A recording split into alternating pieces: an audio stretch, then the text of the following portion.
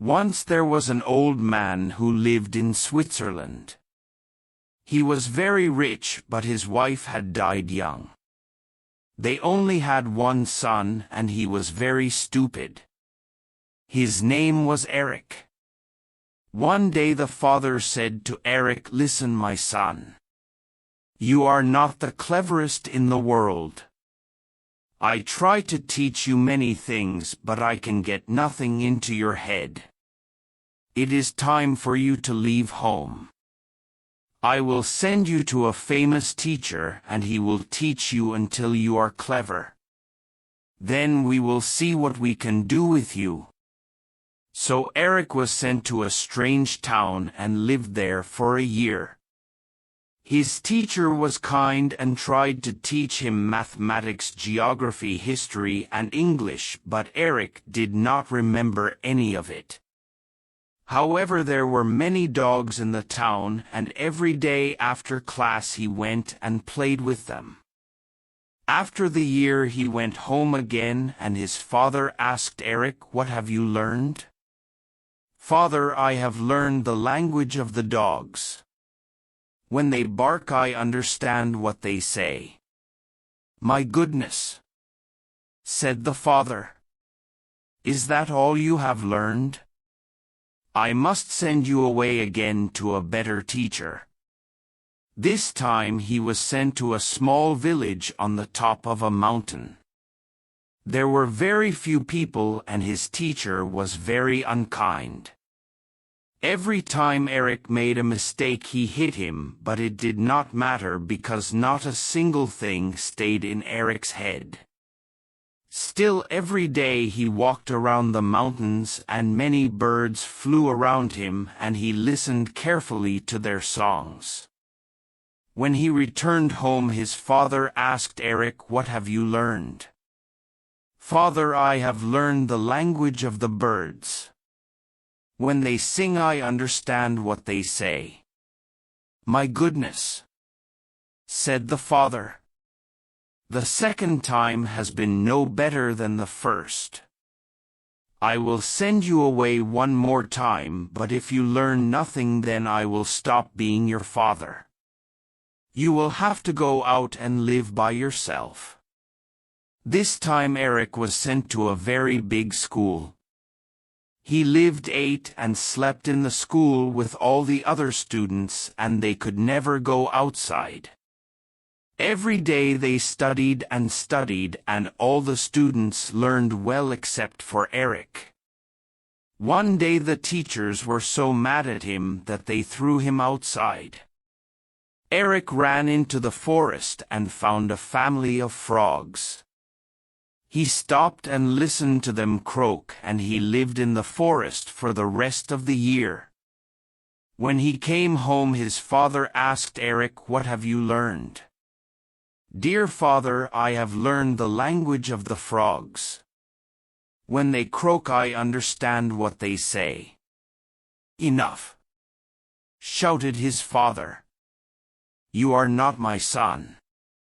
He called some men in and said, "This man is no longer my son. Send him into the forest and kill him." They took Eric out, but they could not kill him. They knew him well, and he was a nice boy even though he was very stupid. So they cut the eyes and tongue out of a pig and took them to the old man. They said that they were Eric's eyes and tongue. And so Eric left home and traveled on his own. First he came to a castle and spoke to the king. "Please, sir, may I stay the night here? I have no home." "You can sleep in the old tower," the king said. The tower was different from the rest of the castle. It was breaking apart and it looked very cold and wet. But you must know, in that tower live many dogs. Every night they bark endlessly, so you will surely not be able to sleep. And sometimes they even eat men. I am sorry, but this is the only room I have for you." "That's okay," said Eric. "Can I have some food for the dogs?" "Of course," said the king.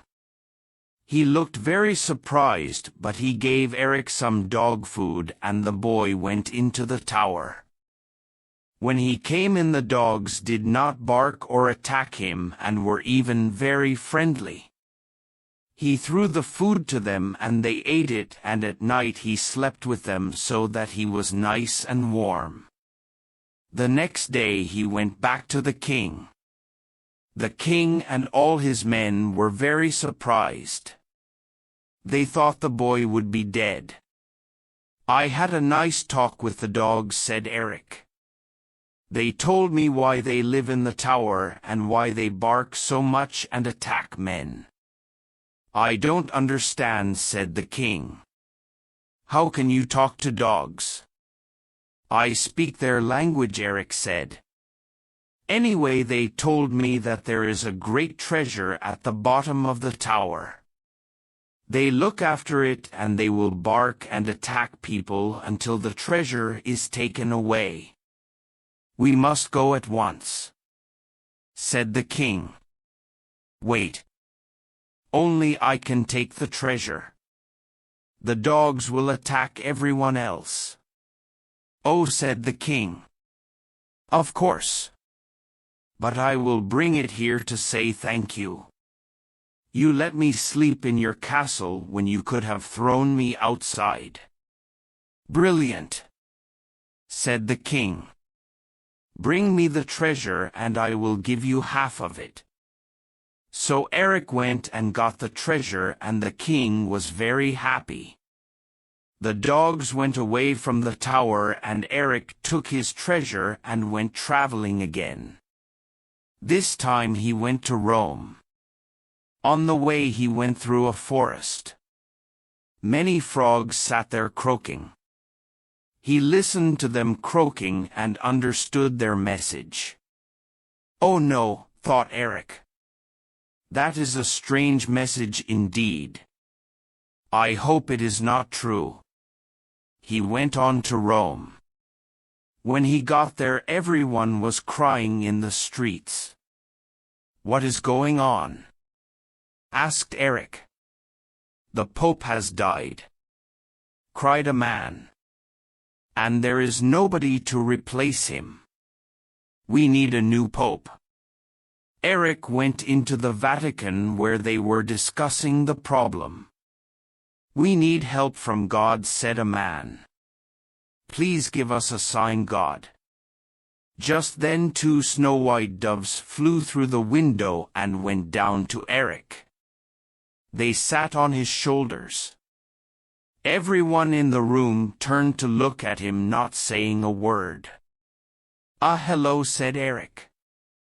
This man will be our new Pope."